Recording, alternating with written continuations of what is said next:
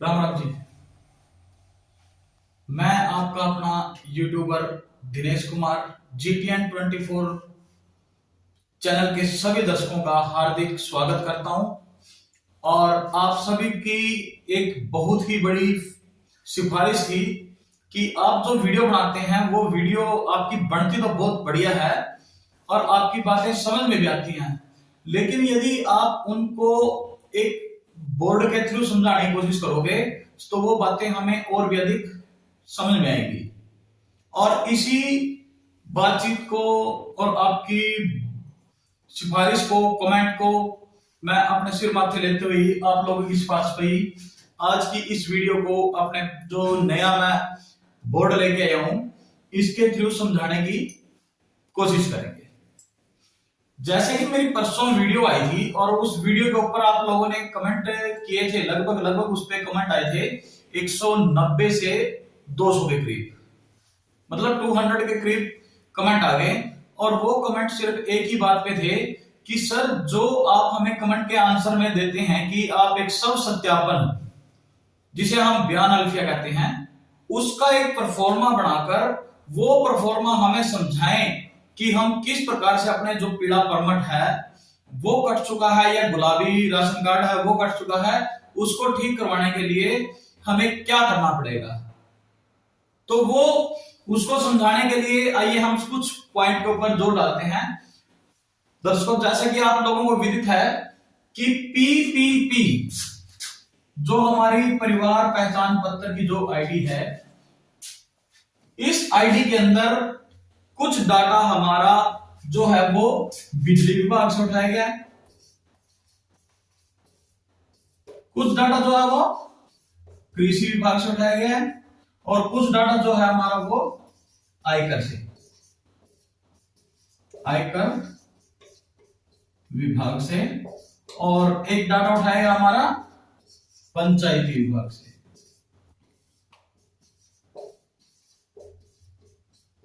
ये बातें जो ये सारी बातें मैं आपको बता रहा हूं ये हमारी बातें हैं ग्रामीण क्षेत्र से। इन बातों को समझने के लिए अगर किसी का पीला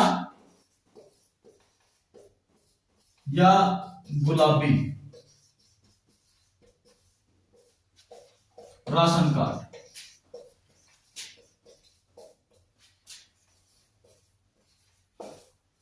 कटने के कारण, ये सभी हमारे राशन कार्ड कटने के कारण है। नंबर 1 बिजली विभाग से जो डाला गया हमारा डाटा, दूसरा जो है वो कृषि विभाग का है, तीसरा आयकर विभाग से इनकम टैक्स रिटर्न जो करते हैं, चौथा जो है वो पंचायती विभाग से, और एक जो है हमारी स्वयं की आय,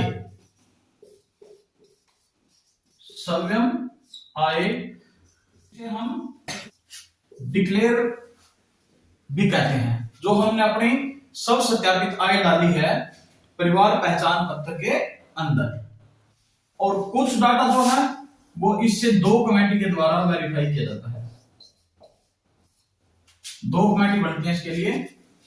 नंबर 1 कमेटी जो होती है वो उसको हम बोलते हैं लोकल कमेटी, LC, जो क्षेत्रीय कमेटी द्वारा निर्धारित की जाती है।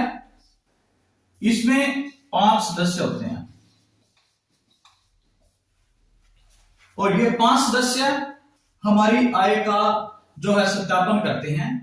और जब इन 5 सदस्यों की अलग अलग ग्रेड की वेबसाइट पर जो इनकी आईडी बनी हुई है और उस आईडी से ही ये 5 सदस्य जो आपकी आय बताते हैं या निर्धारित करते हैं, उसमें से 3 सदस्यों की आय का मिलान होना आवश्यक है।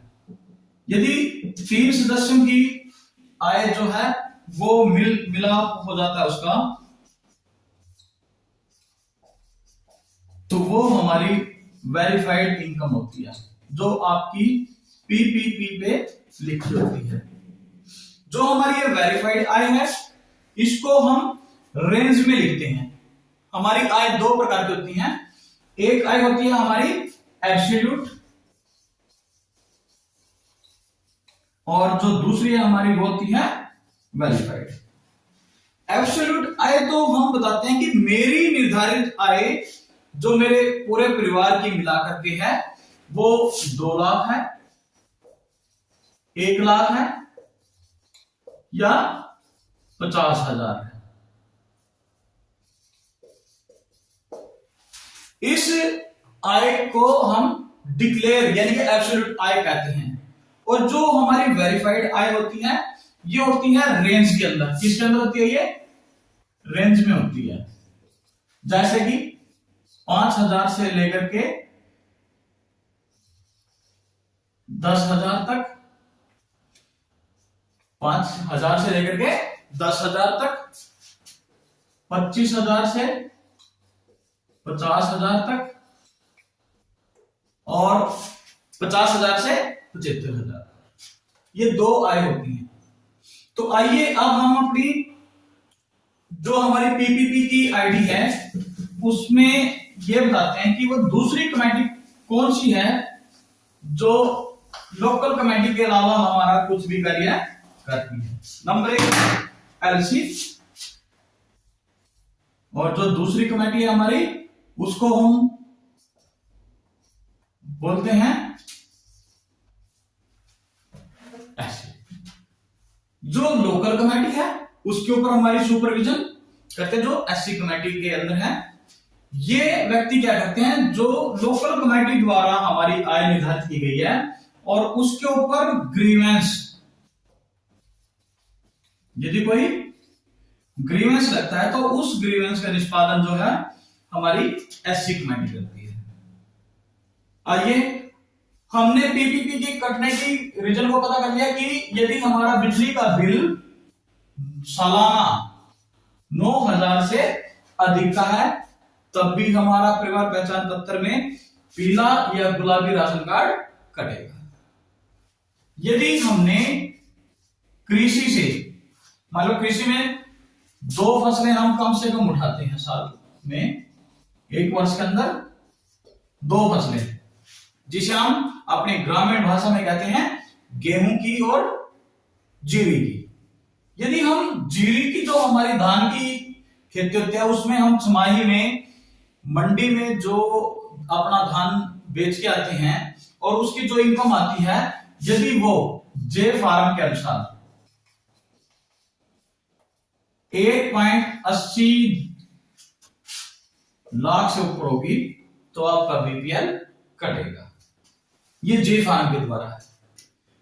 दोनों फसलों की आय मिलाकर के, कहीं आप ये सोचें कि हमारी जो धान की फसल थी वो 90,000 की हुई है और जो गेहूं की फसल है वो हमारी 40,000, 50,000 या 60,000 की हुई है, वो नहीं। जो दोनों फसलों के मिलान के बाद जे फॉर्म होता है उसके तहत ही हमारी इस आय को निर्धारित किया जाता है। बिजली बिल के बारे में चल गया, कृषि के बारे में चल गया। अब करते हैं आयकर विभाग से। अब मेरे पास मित्रों कमेंट आते हैं कि मैंने लोन लेना था। गांव के अंदर एक ग्रुप बन जाता है जिस ग्रुप को हम लक्ष्मी ग्रुप, दुर्गा ग्रुप या सगम सहायता समूह ऐसा हम ग्रुप बोलते हैं। या कोई हमारे छोटे दुकानदार भाई अपनी दुकान के व्यवसाय को बढ़ाने के लिए लोन लेते हैं किसी भी बैंक के थ्रू, जैसे एयू स्मॉल फाइनेंस बैंक हो गया, फिनो बैंक हो गया, फेडरल बैंक हो गया या एचडीबीसी बैंक हो गया। उन बैंकों से जब लेते हैं तो उसके लिए हमें अपना इनकम टैक्स रिटर्न दिखाना होता है कि यदि मैं 5 लाख या 6 लाख का लोन ले रहा हूं तो उसकी किस्तों को हम किस प्रकार भरेंगे। क्या हमारे पास आय का कोई साधन है या हम 1 साल के अंदर कोई भी फसल बेच रहे हैं या अपनी दुकान से कमाई कर रहे हैं, तो उसके लिए हमें अपनी सालाना आय दिखानी पड़ती है। और उसके लिए हम जो है आयकर विभाग की IT return, ITR, income tax return fill करते हैं, आईटीआर। और इस आईटीआर में जो हमने अपनी आय दिखाई है वो हमारी सर्वमान्य सत्य है, यूनिवर्सल ट्रूथ है। अगर ये भी 1.80 से ज्यादा हुई तब भी हमारा जो पीला या गुलाबी परमिट है वो कटेगा। फिर उसके बाद हमारी ग्रामीण क्षेत्र में लाल डोरा जमीन होती थी, लाल डोरा जमीन, जिसे हम कब्जे की जमीन कहते हैं। यदि लाल डोरा जमीन या सरकार द्वारा दी गई महात्मा गांधी ग्रामीण बस्ती योजना के तहत जिनको 100 गज के प्लाट मिले,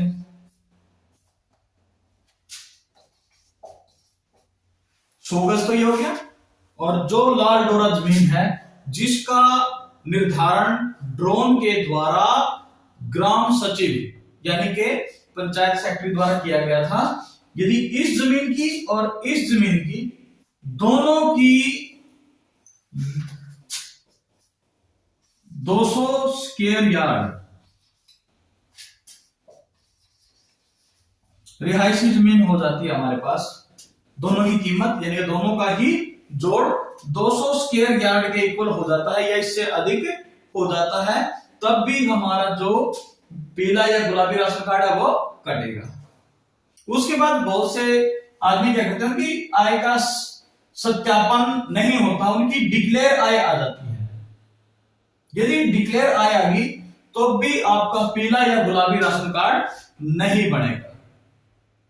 फिर उस दशा में हमने डिक्लेयर आय का क्या करना है, जिस भी लाभार्थी की या पीपीपी के आवेदक की आय डिक्लेयर शो कर रही है, उसको अपना आय प्रमाण पत्र जो सरल हरियाणा की साइड से बनता है आय प्रमाण पत्र, वो बनवाना पड़ेगा। जब आप आय प्रमाण पत्र की प्रार्थना पत्र लगाते हैं तो उसके बाद आपके पास दो ऑप्शन आते हैं। एक ऑप्शन होता है आपकी एब्सोल्यूट आय का, दूसरा ऑप्शन होता है आपकी रेंज आय का। यदि आपकी रेंज आय आ जाती है तब तो ये समझिए कि 24 घंटे के अंदर अंदर आपकी जो डिक्लेयर आय है वो वेरीफाई हो जाएगी। यदि वो नहीं आती और वो आय आती है हमारी एब्सोल्यूट आय, वास्तविक आय, तो यदि हम वास्तविक आय डालते हैं तो हमारे परिवार पहचान पत्र का डाटा हमारे क्षेत्र की लोकल कमेटी के पास चला जाता है। यदि वो डाटा 5 लाख से ओवर हो जाता है तो वो जाता है सेक्टर कमेटी को। ये लोकल कमेटी है और ये कौन सी है, सेक्टर कमेटी। लोकल कमेटी में 5 सदस्य होते हैं, सेक्टर कमेटी के अंदर आपके संपूर्ण ब्लॉक के गांव, संपूर्ण ब्लॉक के गांव, जो भी आपका ब्लॉक पड़ता है ना, उस ब्लॉक के गांव जितने भी आएंगे उसकी देखरेख सेक्टर कमेटी के व्यक्ति करते हैं। इनकी संख्या 5 भी हो सकती है, 7 भी हो सकती है और 9 भी हो सकती है। लेकिन लोकल कमेटी जो है वो हमारी ग्राम स्तर पर काम करती है, यानी कि हमारे गांव की आय का ही निर्धारण करती है। मित्रों, जैसे कि आप लोगों को पता चल भी होगा कि अब कि हमारी जो ये पीपीपी के कारण पीला या गुलाबी राशन कार्ड कटा है वो किस कारण कटा है। अब बात आती है यदि ये सभी खामियां उसके अंदर पाई जाती हैं तो उसके लिए हमें क्या करना है। ये भी नया बोर्ड है, शायद इसी वजह से कुछ दिखाई दे रहा, 2-4 दिन के अंदर ठीक भी हो जाएगा, फिर आप लोगों को ये ऐसी असुविधा भी नहीं होगी। तो यदि हमारी पीपीपी के कारण पीला या गुलाबी राशन कार्ड कट जाता है तो उसके लिए हमें एक प्रार्थना पत्र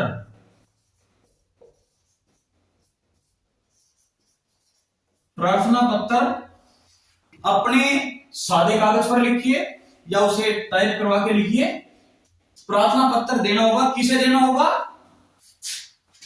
अतिरिक्त उपायुक्त महोदय को, अतिरिक्त उपायुक्त महोदय को, जो आपके जिले का होता है। प्रार्थना पत्र किस प्रकार से लिखना है आइए हम बताते हैं। कई बार क्या होता है कि कई दशकों से कहा जाता है कि आप एफिडेविट जो नोटरी पब्लिक से टेस्टेड होता है वो लिखवा के लेकर के आइए, उसके बाद जो है आपकी ग्रीवेंस लगाई जाएगी। नहीं, ऐसा कुछ नहीं है, आप एफिडेविट भी दे सकते हैं, आपकी इच्छा है, बयान हल्फिया भी दे सकते हैं, लेकिन बयान हल्फिया जब आप देते हैं तो उसमें 30 रुपए तो हमारे को टाइपिंग वाला ले लेता है, प्लस 10 रुपए की उसके ऊपर रिवेन्यू टिकट लगती है, प्लस 40 रुपए हमारे से कौन लेता है, नोटरी पब्लिक। तो टोटल खर्च कितना आता है हमारा, 30 रुपए जिसमें आपके प्रार्थना पत्र को टाइप किया, 10 रुपए जो उसके ऊपर हमारी टिकट लगती है, और उसके बाद 40 रुपए कौन लेता है हमारे से, नोटरी पब्लिक टेस्टेड वाला। ये बात अलग है, यदि कोई आपकी जान पहचान या परिचित नोटरी पब्लिक है तो शायद वो फ्री में भी कर दे या 10-20 रुपए में कर दे, लेकिन आमतौर पर नोटरी पब्लिक जो है एफिडेविट को टेस्टेड करने के लिए 40 रुपए लेता है। इट मींस आपका एक प्रार्थना पत्र पर 30 और 10 40 और 40 80 रुपए खर्च आ गया। सिंपल सा एफिडेविट लिखना था, उस पे 80 रुपए आपका खर्च आ गया। फिर उसके बाद यदि आप सीएससी या अटल सेवा केंद्र, सीएससी कॉमन सर्विस सेंटर या अटल सेवा केंद्र पर रिक्वेस्ट लगाते हैं तो वो आपसे 30 रुपए जो कि उसने निर्धारित सरकारी सर्विस के ऊपर लिखा हुआ है कि यदि हम आपको ये सुविधाएं देंगे, कोई भी एप्लीकेशन लगानी है तो उसमें उसका चार्ज जो है वो 30 रुपए होता है। 30 रुपए वो किस प्रकार से है, इसमें 5 रुपए तो पर पेज स्कैनिंग होती है, उसके वहां पर रेट लिस्ट भी लगी होगी, पर पेज स्कैनिंग। मान लीजिए आपका एक पेज है तो 5 रुपए। अब उसके बाद वो जो आपकी ऑनलाइन एप्लीकेशन करता है, ऑनलाइन एप्लीकेशन, उस ऑनलाइन एप्लीकेशन के वो 20 रुपए भी ले सकता है आपसे, 10 रुपए भी ले सकता है, वो उसकी अपनी इच्छा है। देखिए ये फीस बनती भी है क्योंकि उसके पास क्या है, इंटरनेट भी होगा, उसका खर्च भी है, बिजली का खर्च भी है, प्रिंटिंग मशीन या कंप्यूटर उसकी रिपेयर का खर्च भी है, और फिर उसके बाद जो आपकी रिसिप्ट निकलती है, ऑनलाइन ग्रीवेंस जो लगाते हैं तो ग्रीवेंस रेफरल नंबर जो आता है उसका यदि वो प्रिंट निकालेगा तो उस प्रिंट के वो आपसे 5 रुपए लेगा, यानी कि कुल मिलाकर लगभग 30 रुपए सीएससी वाला लेगा और 80 रुपए जो है वो आपने एफिडेविट नोटरी पब्लिक से टेस्ट करवाने के लगा दिए। तो एफिडेविट के थ्रू हमारा खर्च कितना है इस पे, टोटल 110 रुपए। अब दूसरा जो है वो बिल्कुल ही साधारण तरीका है। साधारण तरीका कैसे है कि हम एक साधा कागज लेंगे, सफेद कागज, और उस पर क्या लिखेंगे, प्रार्थना पत्र। किसको लिखेंगे, अतिरिक्त उपायुक्त महोदय, जो आपके जिले का नाम है वो लिखेंगे। आइए इसका परफॉर्मा आज हम आपको वीडियो में दिखाते हैं।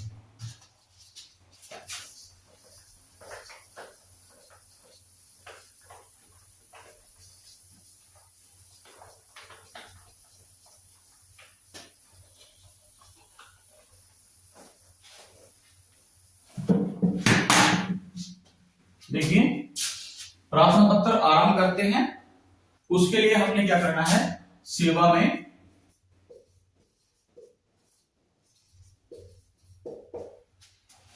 अतिरिक्त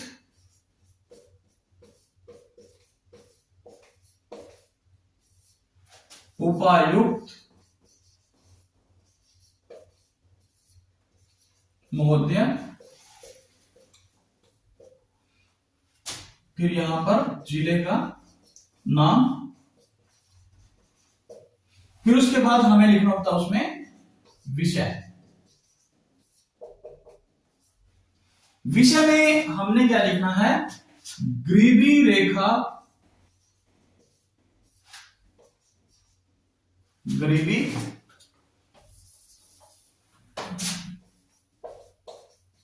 रेखा से नीचे के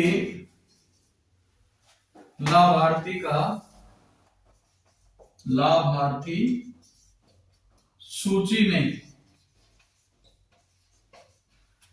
नाम जुड़वाने बारे। कंप्यूटर से टाइप भी करा सकते हो। क्या लिखेंगे, सेवा में अतिरिक्त उपायुक्त महोदय, जिले का नाम, विषय गरीबी रेखा से नीचे के लाभार्थी सूची में नाम जुड़वाने बारे। फिर शुरुआत करेंगे। यह है कि श्रीमान जी लिखेंगे, यह है कि नाम son of, daughter of, wife of Shri, रिश्ते का नाम, पिता है तो पिता का नाम, माता है तो माता का नाम, पति है तो पति का नाम। फिर यहां पर निवासी,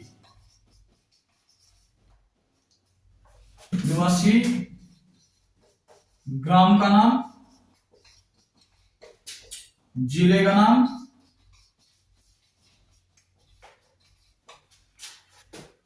स्थाई, यहां पे लिखेंगे यह है कि मैं सन ऑफ श्री, निवासी गांव का नाम, जिले का नाम, स्थाई निवासी हूं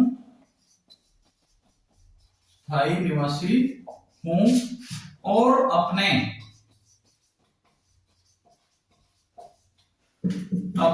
हल से निम्न बयान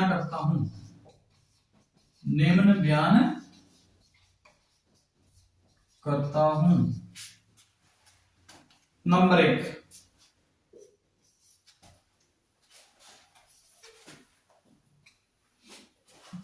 यह है कि मैं या मेरे परिवार का सदस्य,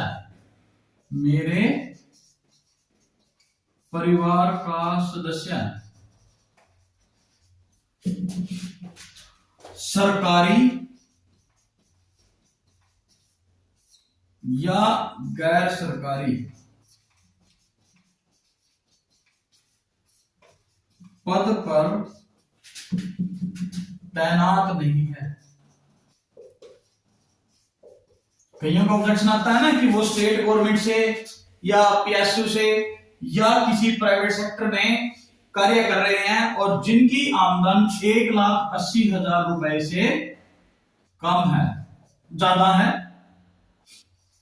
लाख से ज्यादा है, इस कानून का पेन जो है पीपीपी से नाम कट जाता है। तो उसमें हमने क्या करना है, यह है कि मैं या मेरे परिवार का सदस्य सरकारी या गैर सरकारी पद पर कार्यरत नहीं है या तैनात नहीं है। तैनात की बजाय आप यहां पर लिख सकते हैं कार्यरत।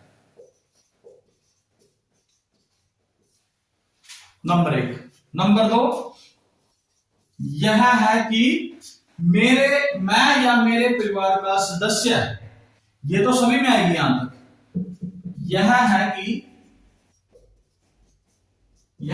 कि फैमिली आईडी,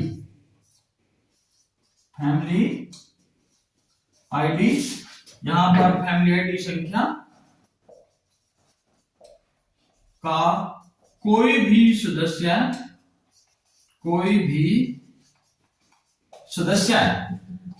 आयकर दाता नहीं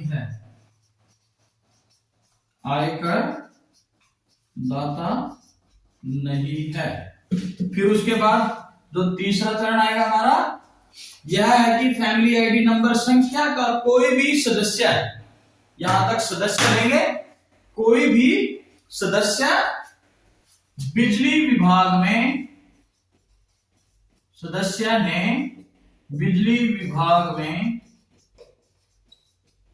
9,000 से अधिक का बिल भुगतान नहीं किया है। फिर उसके बाद नंबर 4 पे क्या आएगा? देखिए, हमने ये भी कह दिया कि हम सरकारी नौकरी पे नहीं है, बिल भुगतान नहीं है। मेरे यह है कि फैमिली आईडी संख्या का कोई भी सदस्य के पास 200 स्क्वायर यार्ड रिहायशी जमीन या कृषि योग्य भूमि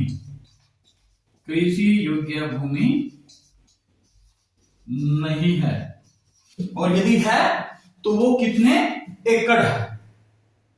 फिर उसके बाद यह है कि फैमिली आईडी संख्या का कोई भी सदस्य, देखिए हमने सरकारी या गैर सरकारी पद दिखा दिया 1 नंबर पे, फिर आयकर दाता भी दिखा दिया, बिल का भुगतान भी दिखा दिया, फिर उसके बाद कृषि विभाग भी दिखा दिया, और हमने पंचायती विभाग का भी दर्शा दिया है। अब इसके बाद हमने क्या लिखना है कि उपरोक्त बयान 4 पॉइंट लिखने के बाद हमने पहले तो सरकारी या गैर सरकारी दिखाया, दूसरे में फैमिली आईडी का कोई भी सदस्य आयकर दाता ने 9,000 से अधिक का बिल नहीं डाला है, और उसके बाद हमने नंबर 5 पे लिखना है, यह है कि मैं या मेरे परिवार का कोई भी सदस्य विभाग के नियमों का पालन करूंगा या करूंगी। यहां पर ये सारे नियम दिखाने, ये सब बातें डालने के बाद हमने कहना है कि यह है कि मैं विभाग के नियमों का पालन करूंगा, जो डिस्ट्रिक्ट फूड सप्लाई ऑफिस या खाद्य आपूर्ति विभाग के जो नियम हैं उनके नियमों का सभी का पालन करूंगा। यदि इसमें कुछ भी गलत पाया जाता है तो मैं उसके लिए स्वयं जिम्मेवार हूं। फिर अंत में हमने लिखना है कि उपरोक्त बयान, जो हमने ये बयान दिए हैं, ज्ञान अनुसार मेरे या मेरे परिवार के सदस्यों के ज्ञान अनुसार सही व दुरुस्त हैं, और पीपीपी आईडी नंबर को पीला राशन कार्ड या गुलाबी राशन कार्ड श्रेणी में जोड़ा जाना उचित है, और मुझे उपरोक्त श्रेणी का लाभ दिया जाए। उपरोक्त श्रेणी का लाभ दिया जाए। फिर नीचे क्या करेंगे हम? सख्ती के हस्ताक्षर होंगे यहां पे, फिर उसका मोबाइल नंबर, फिर उसका जो है फैमिली आईडी का नंबर और दिनांक। अब ये हमारा साधारण सा प्रार्थना पत्र था जो हमने अतिरिक्त उपायुक्त महोदय यानी कि एडीसी साहब के नाम से लिखा है। यहां पर आपने अपने जिले का नाम लिखना है। विषय में क्या लिखना है?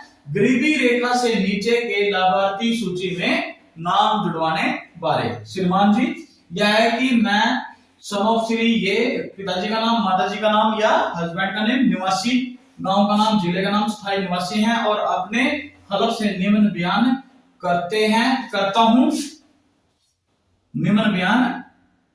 करता हूं या करती हूं, यह है कि मैं या मेरे परिवार के सदस्य सरकारी नौकरी पे नहीं है, नंबर 1।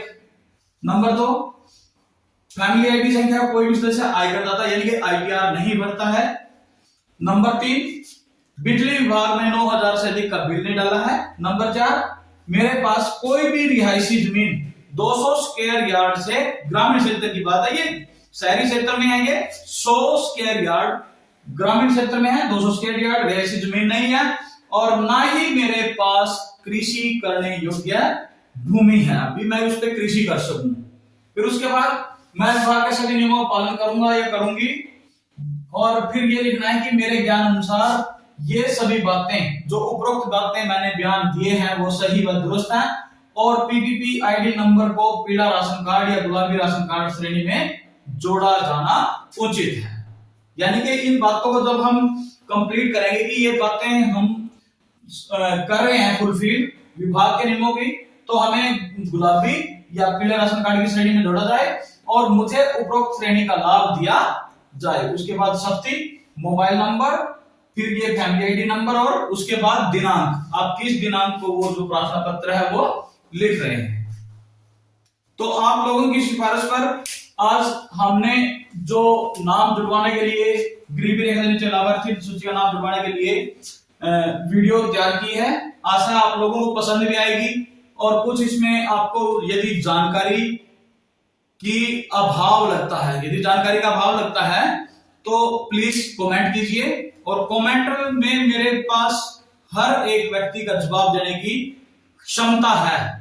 कोशिश यही रहती है कि हर किसी का जवाब मैं दूं, चाहे उसके लिए मुझे रात को 12 बजे, 1 बजे या 2 बजे, यदि मैं रात को भी नहीं दे पाया तो सुबह उसके कमेंट का जवाब देने की पूरी कोशिश करता हूं। इसलिए आप सभी से मेरा विनम्र निवेदन है कि यदि आपको मेरी ये सब वीडियो पसंद आई है तो मेरे इस चैनल को लाइक, कमेंट और सब्सक्राइब जरूर करें। यदि आप सब्सक्राइब करते हैं तो भविष्य में भी ऐसी बातें हम आपको बताने की चेष्टा करेंगे।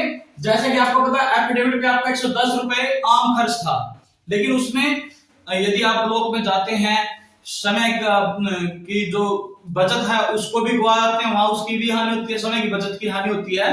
तो ये सब बातें यदि हम लगाएं तो वो 200 से 300 रुपए हमारा खर्च बन जाता है। लेकिन उसकी बजाय यदि हम एक सादा कागज लेके और उसमें अपने हाथ से, पेन से ये लिखें, सेवा में अतिरिक्त उपयुक्त मध्य वाला ये प्रार्थना पत्र लिख दें, तो इसमें आपका खर्च क्या है?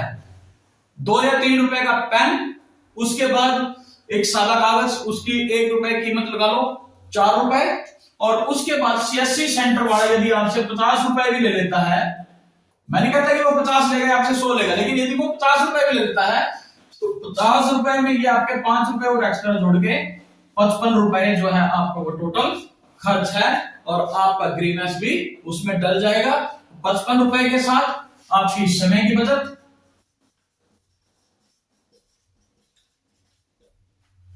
आने जाने की बचत, किसी भी साधन की कोई जरूरत नहीं है, आप घर बैठे ही इसको लिख सकते हैं, टाइप करवा सकते हैं। और ये सब काम होने के बाद यदि आपका बीपीएल या गुलाबी राशन कार्ड में नाम जुड़ जाता है तो उन लाभार्थियों को मेरी तरफ से शुभकामनाएं, और मेरी तरफ से भी आप लोगों को यही कोशिश रहेगी कि जो भी पात्र व्यक्ति हैं इस बीपीएल श्रेणी को, उनका इस श्रेणी के अंदर लाभ दिया जाए, अपात्र को नहीं, पात्र को। और यदि पात्र को लाभ मिलता है तो उसका सीधा सीधा हमारे आसपास के वातावरण पर प्रभाव पड़ता है। सरकार की नीति बिल्कुल ही साफ है, सरकार की तरफ से यही है कि पात्र व्यक्तियों को ही राशन दिया जाए। लेकिन कुछ खामियां हो भी जाती हैं, पीपीपी में कुछ खामियां भी थी, उन खामियों को दूर करने के लिए भी अभी जो हमारे सरकारी विभाग हैं वो कार्य कर रहे हैं। और इस बात का तो हमारे आदरणीय माननीय मुख्यमंत्री श्री मनोहर लाल जी ने भी यही कहा था, यदि किसी व्यक्ति को किसी कारण इस महीने राशन नहीं मिलता और वो बीपीएल या गुलाबी राशन कार्ड की श्रेणी में आ जाता है सर्वे के बाद, तो उस व्यक्ति को बचे हुए इस महीने का राशन और अगले महीने का राशन, यानी कि दोनों महीने का राशन इकट्ठा दिया जाएगा।